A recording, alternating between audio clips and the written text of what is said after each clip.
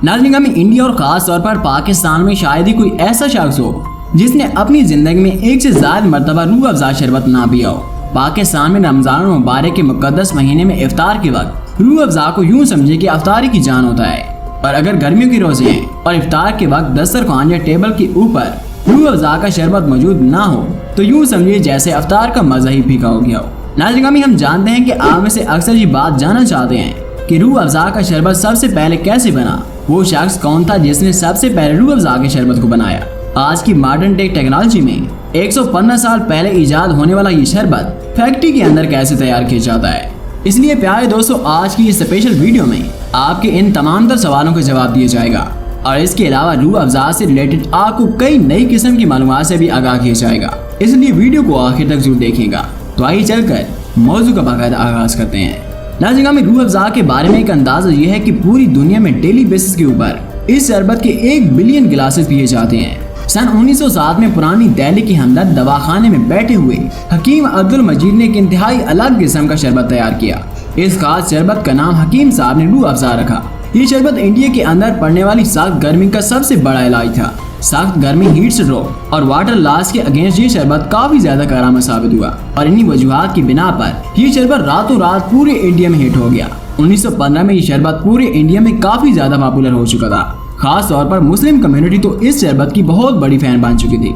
1947 में पार्टीशन के फौरन बाद हकीम अब्दुल मजीद के छोटे बेटे हकीम मोहम्मद सईद हिजरत करके इंडिया से पाकिस्तान आ गए। पाकिस्तान आने के फौरन बाद हकीम मोहम्मद सईद ने पाकिस्तान के अंदर रूह अफ़ज़ा की प्रोडक्शन का बाकायदा आगाज कर दिया। रूह अफ़ज़ा शरबत पाकिस्तान में भी हिट हो गया और क्या बच्चे, क्या बूढ़े, क्या नौजवान, हर कोई इस शरबत को धड़ाधड़ पीना शुरू हो गया।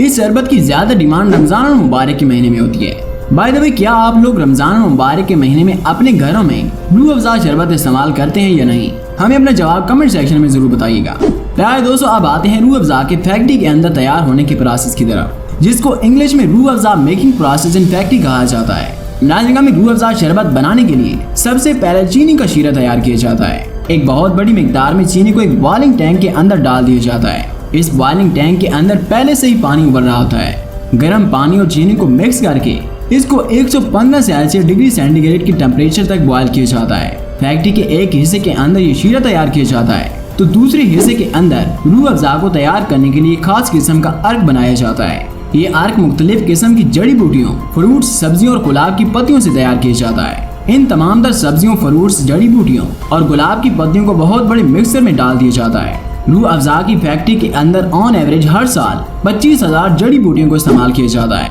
जड़ी बूटियों को मिक्स करने के बाद एक बहुत बड़े हार्ड डिस्टिलेशन टैंक के अंदर रखा जाता है। इस टैंक के अंदर जड़ी बूटियों के मिक्सचर के अलावा गर्म पानी भी भरा जाता है। गर्म पानी और जड़ी बूटियों के इस मिक्सचर को 100 सेल्सियस के टेम्परेचर तक गर्म किया जाता है। इस प्रोसेस के दौरान जड़ी बूटियां मुख्तलिफ किस्म के ऑयल्स और फ्लेवर्स को छोड़ती हैं। लिक्विड फॉर्म में सामने आने वाले सोल्यूशन को अर्क कहा जाता है। प्यारे दोस्तों, अर्क बनाने की इस टेक्निक के बारे में कहा जाता है कि ये सदियों पुराना तरीका है। इस प्रोसेस के बाद इस अर्क के अंदर रेड फूड कलर को मिक्स किया जाता है। इस प्रोसेस के बाद अर्क, रेड फूड कलर और शीरे को एक बहुत बड़े मिक्सिंग टैंक के अंदर डालकर 1 घंटे तक आपस में मिक्स किया जाता है। 1 घंटे तक इस सारे सोल्यूशन को अच्छी तरह से मिक्स करने के बाद जो चीज आपके सामने निकल कर आती है उसे कहा जाता है रूह अफ़ज़ा शरबत। इस शरबत की खास बात यह है कि इसमें 100% नेचुरल इंग्रेडिएंट्स से इस्तेमाल किया जाता है, यानी कि 100% ये शरबत कुदरती अज्जा को आपस में मिलाकर बनाया जाता है। इस शरबत के अंदर किसी भी किस्म के आर्टिफिशियल फ्लेवर को बिल्कुल भी इस्तेमाल नहीं किया जाता। प्यारे दोस्तों, रूह अफ़ज़ा के तैयार होने के बाद प्रोसेस आता है इस शरबत को बोतलों के अंदर भरने का, जिसको इंग्लिश में filling the Rooh Afza in bottles कहा जाएगा। रूह अफ़ज़ा शरबत को बोतलों के अंदर भरने का प्रोसेस फैक्ट्री के फिलिंग स्टेशन एरिया में कंप्लीट किया जाता है। फिलिंग स्टेशन में आपको एक बहुत बड़ी ऑटोमेटेड मशीन नजर आती है जो कि 1 मिनट के अंदर 265 बोतलों के अंदर रूह अफ़ज़ा शरबत को भरती है। बोतलों में रूह अफ़ज़ा शरबत भरने के बाद एक ऑटोमेटेड मशीन इन बोतलों के ऊपर गोल्डन कलर का कैप लगाकर इन बोतल्स को सील कर देती है। इस प्रोसेस के बाद बारी आती है इन बोतल्स के ऊपर लेबल लगाने की।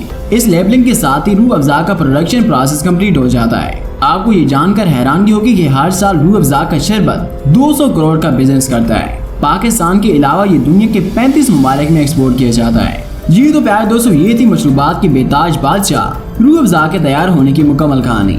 इसी के साथ हम अपनी आज की स्पेशल वीडियो का इख्तिताम करते हैं। प्यारे दोस्तों, आज की इस वीडियो में हमने आपको रूह अफ़ज़ा की हिस्ट्री और फैक्ट्री के अंदर इस शरबत को किस तरह से तैयार किया जाता है, इस बारे में जितनी भी मालूमात से हमने आपको आगाह किया।